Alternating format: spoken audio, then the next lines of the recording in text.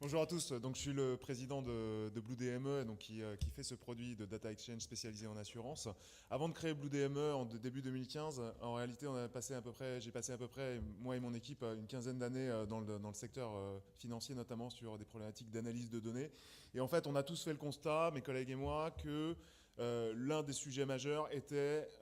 comment est-ce qu'on arrivait à accéder à de la donnée sur de la matière finançable ou assurable. Donc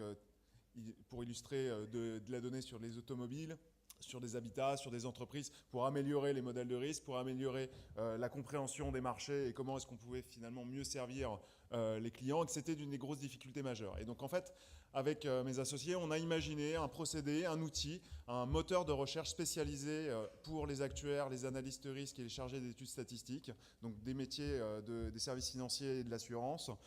qui soit capable automatiquement de récupérer, de qualifier de la donnée qui était intéressante pour pouvoir améliorer les modèles de risque et les études qui sont faites par les chargés d'études statistiques dans les directions marketing des assureurs, en s'appuyant sur une technologie d'intelligence artificielle qui va automatiquement sélectionner ces données et les qualifier finalement pour les transposer dans le monde de l'assurance. Et donc en fait, on a déjà des premiers résultats opérationnels industriels. On a réussi à améliorer notamment un modèle de prédiction de défaut de paiement sur un segment TPE-PME en France de 12%. Donc on arrive à capturer en fait des signaux de risque qui n'étaient pas capturables